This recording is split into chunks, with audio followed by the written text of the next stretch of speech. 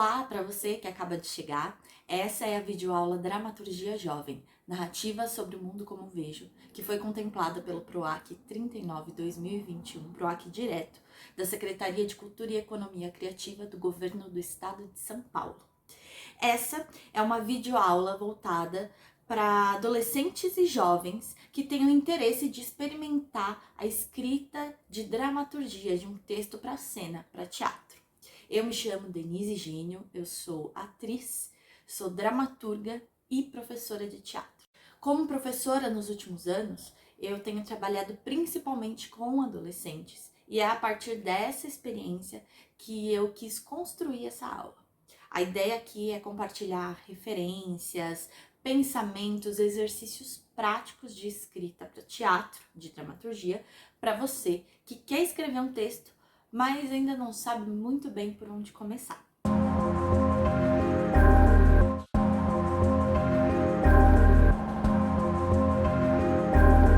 A palavra dramaturgia vem lá da Grécia Antiga, naquele período em que se encenavam as tragédias e as comédias, naqueles grandes teatros com aquelas arquibancadas gigantes a céu aberto. A palavra drama, em grego, significa ação. A partir disso, acho que a gente começa a pensar sobre o que pode ser dramaturgia. Imagina que a sua vida é uma peça de teatro e você é uma personagem dentro dessa peça. E a dramaturgia são os momentos da sua vida, a gente assistindo a sua vida passar. Não seriam todas as cenas que seriam interessantes, né? Não seriam todas as cenas que necessariamente contariam uma história pela qual o público se interessaria, né? Por exemplo, você acordando de manhã, escovando o dente, tomando café, talvez não seja tão interessante de ser colocado em uma história. Mas existem aqueles grandes acontecimentos importantes da sua vida. Esses sim interessam a uma história. Então, a gente pode dizer que uma história de uma peça de teatro é composta por esses momentos em que tem ação na vida das personagens. E assim a gente compõe uma história. Todas essas definições para dramaturgia são válidas, mas aqui nessa videoaula eu te convido a pensar que dramaturgia é o ato de contar uma história.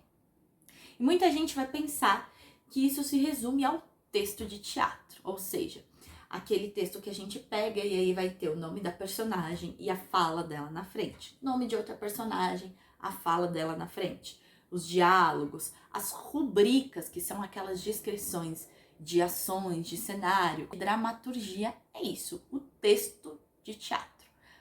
Mas não é só isso. Numa peça a gente tem também iluminação, cenário, figurino, sonoridade, música, e tudo isso vai estar ali ajudando a contar a história. E, portanto, esses elementos todos também são dramaturgia. Eles podem partir de um texto de teatro ou até mesmo um texto de teatro pode ser criado, escrito a partir desses elementos. Eles podem vir primeiro também.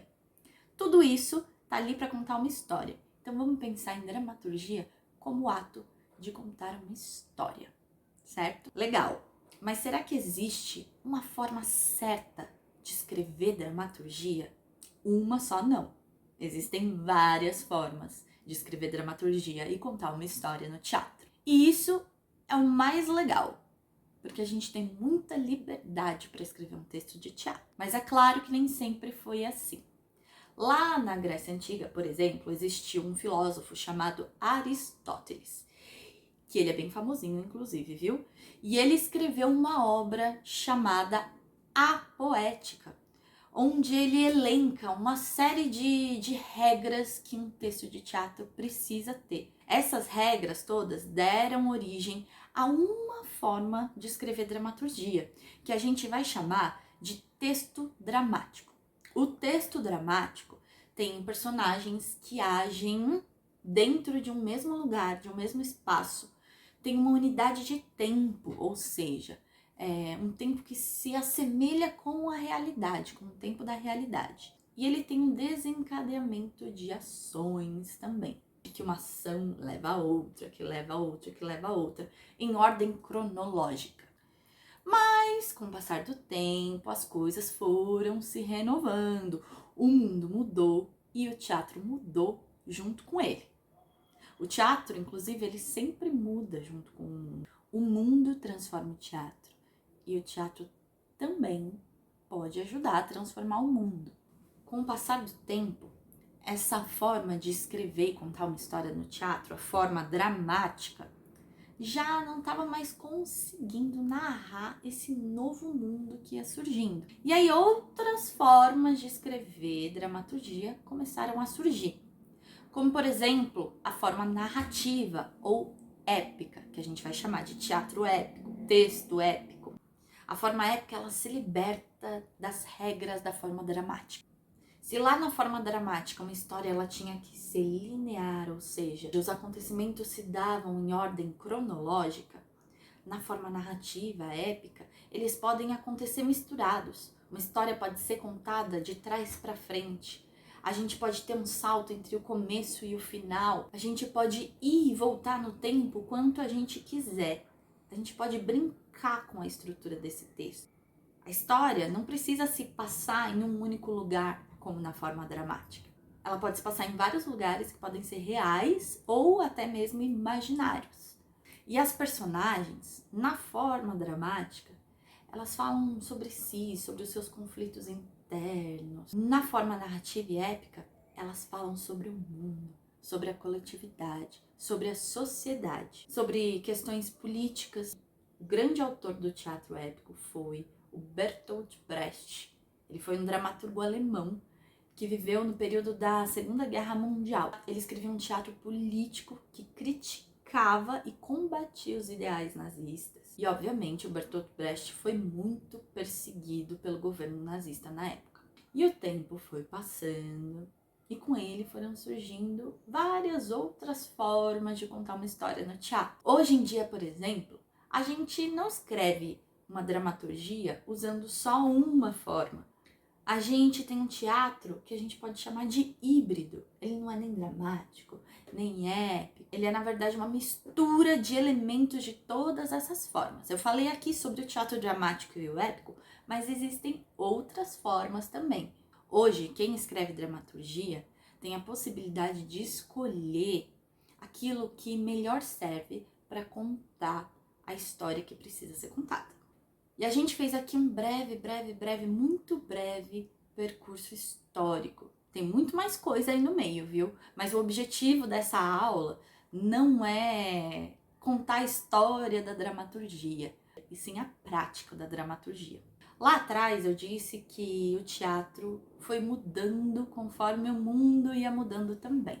O teatro sempre acompanha o tempo presente. Pode ser que em algum momento da sua vida, numa aula de história, quando você estava estudando algum período histórico específico, talvez você tenha assistido algum filme, alguma série, tenha consumido alguma obra de arte que se passa nesse período histórico para você poder entender um pouquinho melhor ele.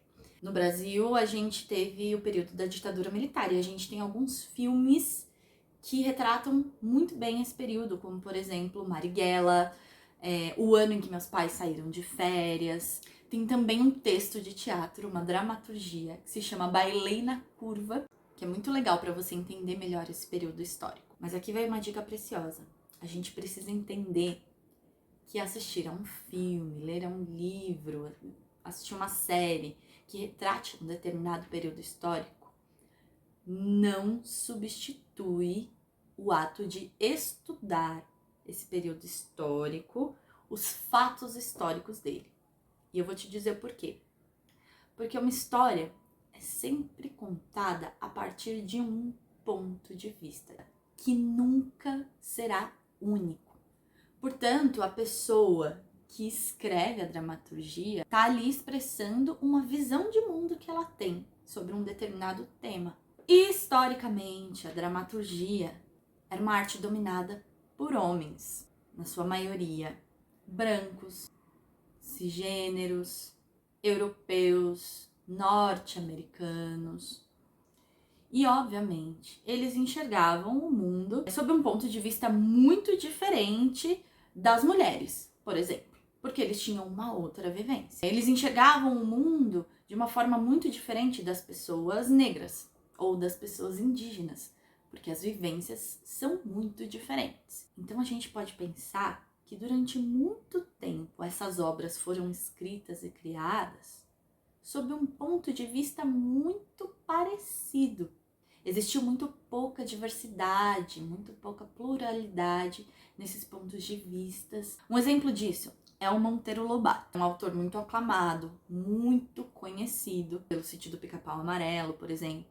Mas dentro das obras dele, ele expressava um pensamento muito racista, por meio das falas das personagens, dos acontecimentos, do desenrolar das histórias. Ele fazia parte do movimento eugenista, um movimento de pessoas brancas que acreditavam que a raça da sociedade deveria ser limpa, higienizada, que as pessoas negras precisavam ser embranquecidas. Então, se o Sítio do Pica-Pau Amarelo tivesse sido escrito por uma mulher negra, por exemplo, eu garanto que a história seria bem diferente. Quem conta uma história, conta a partir do seu próprio ponto de vista. Escrever uma história é criar um universo. E compartilhar essa história é tornar esse universo parte de um imaginário coletivo. Por isso é muito importante que as histórias sejam escritas e contadas por diferentes pessoas, de diferentes identidades, corpos, grupos sociais, territórios, gêneros, sexualidade, povos, raças e etnias. Quando a gente decide escrever uma história, é porque a gente ainda não encontrou ninguém que tenha escrito ela antes. Existem muitas histórias, por exemplo, sobre amor, traição, guerra, aventura, disputa por poder. A diferença tá na forma como essas histórias são contadas. E dramaturgia é exatamente isso também. A forma como a gente decide contar uma história. Eu te convido agora a conhecer e pesquisar um pouco mais da obra de alguns dramaturgos, dramaturgas e dramaturgues que estão escrevendo dramaturgia no nosso tempo, no tempo presente, a partir das suas próprias vivências, identidades e pontos de vista. Procure conhecer as obras dessas pessoas. Vale muito a pena conhecer esses trabalhos. E eu garanto que isso vai te ajudar muito na hora de escrever um texto de teatro.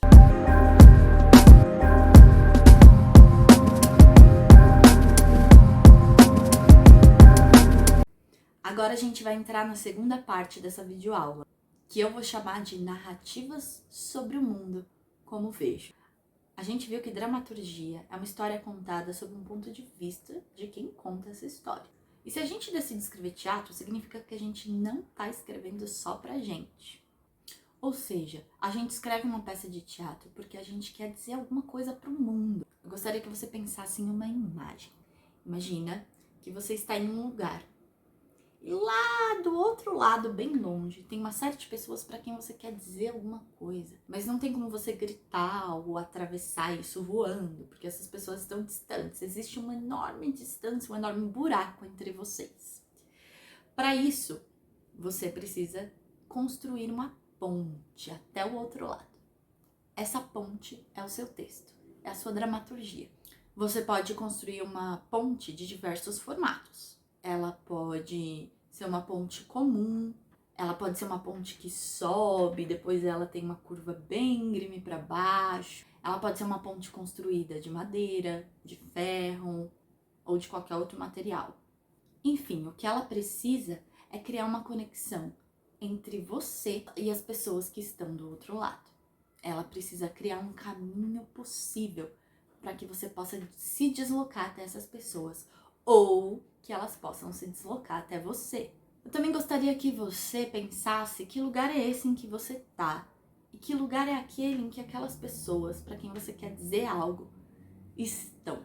Quem é você que está tentando dizer alguma coisa? Quem são as pessoas para quem você quer dizer essas coisas? O que é que você gostaria de dizer? E por que você gostaria de dizer essas coisas? Essa imagem é o que a gente vai chamar nessa videoaula de escrita ponte. Então anote essas 4 perguntas. Quem fala, para quem fala, o que fala e por que fala.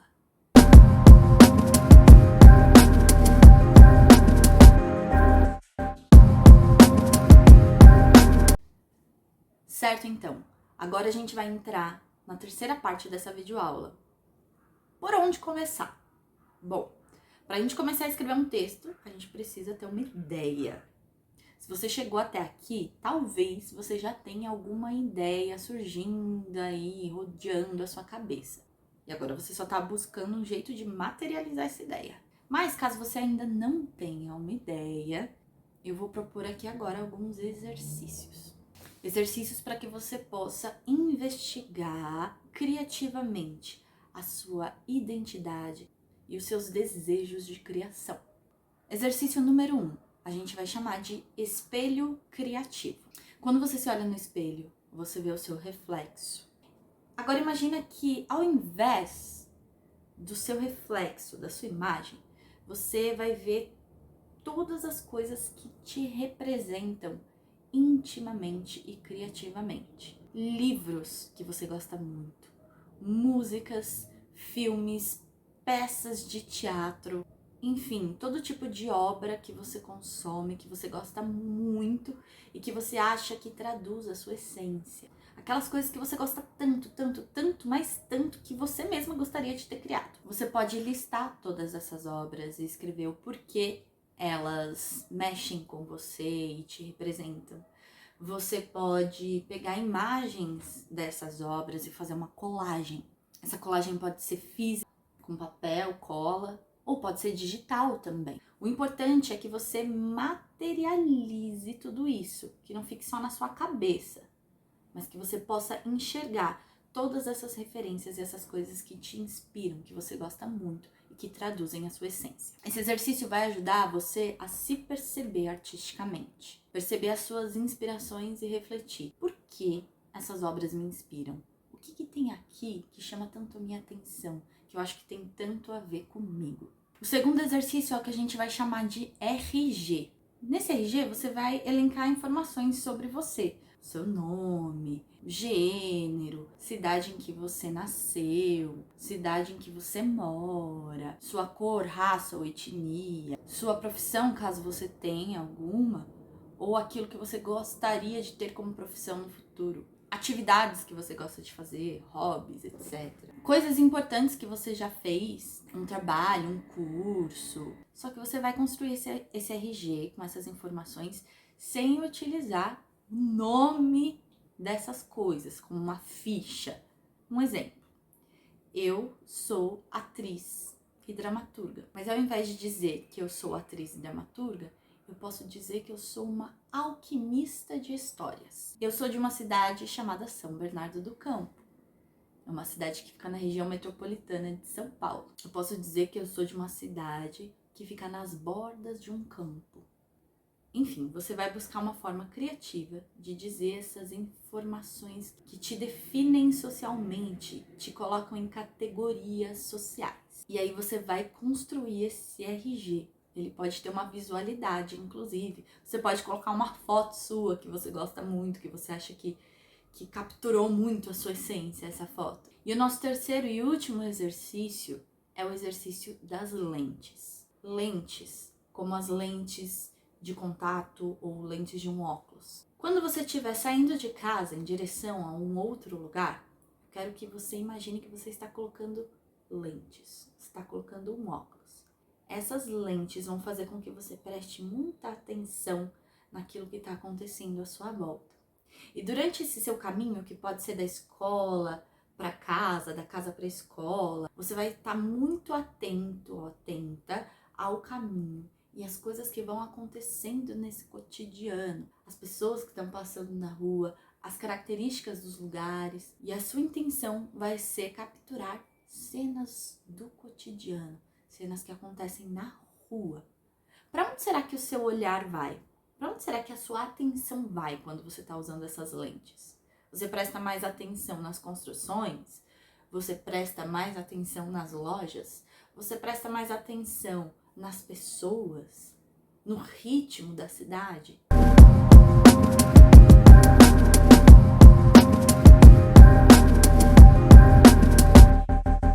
Nessa parte da videoaula, a gente vai conversar um pouco sobre algumas bases para construir a escrita de uma dramaturgia.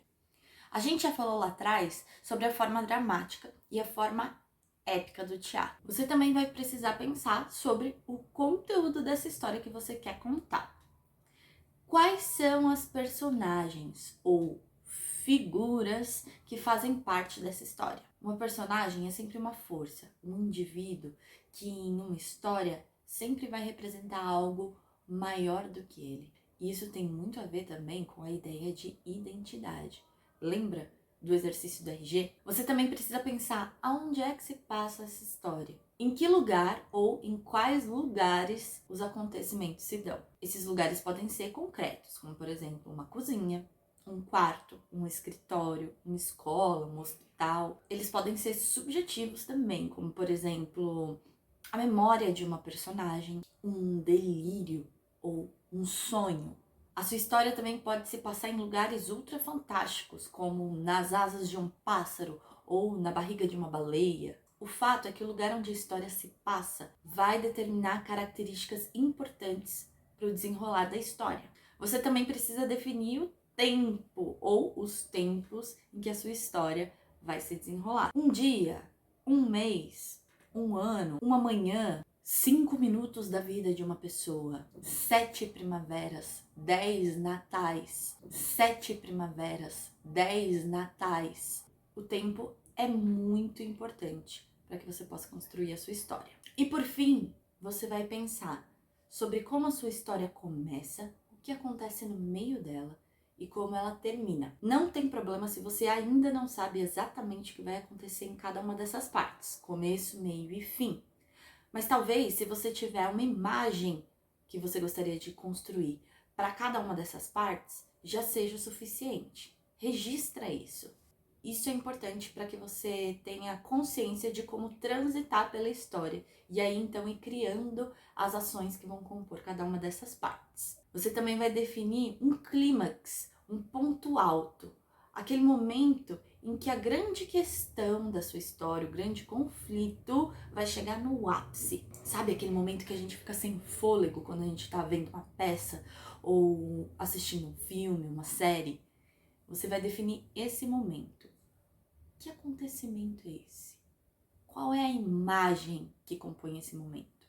O começo de uma história geralmente vai apresentar esse universo que vai ser narrado.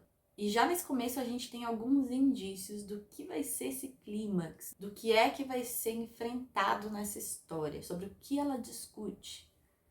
Não é uma regra. No meio, a gente vai acompanhar o desenrolar, as tentativas, os pequenos desafios dessa história. O clímax, como eu já disse, é o ponto alto, é o grande conflito. E o final é o que acontece depois de tudo isso.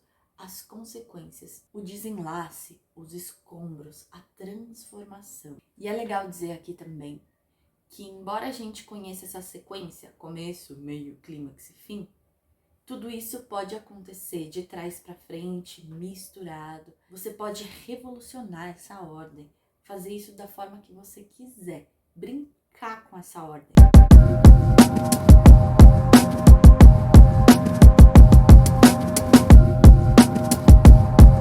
E agora, nessa quinta parte da aula, eu vou deixar mais exercícios para que agora você possa se encaminhar para a escrita de uma dramaturgia. São exercícios práticos que vão te auxiliar a ir construindo e materializando aquilo que ainda está no campo das ideias. O seu primeiro exercício vai ser tentar descrever a sua história em uma notícia de jornal. Uma manchete e uma matéria que seria quase uma sinopse da sua história. Nessa manchete, por exemplo, você pode descrever o grande conflito da sua história.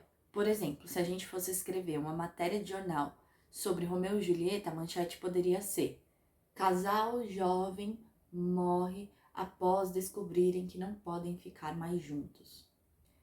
E aí, na notícia, a gente poderia contar que um desses jovens é o Romeu, que pertence à família Montecchio, que é rival da família Capuleto, de onde vem a Julieta, e que eles se conheceram num baile, etc. E a gente pode ir descrevendo um pouquinho dessa história. É para brincar mesmo disso ser uma notícia de jornal, tá? O segundo exercício é o da gênese das personagens. Ele é muito comum no teatro, quando você vai construir uma personagem e você quer descobrir um pouco mais sobre ela, criar um passado, entender melhor quem é essa personagem.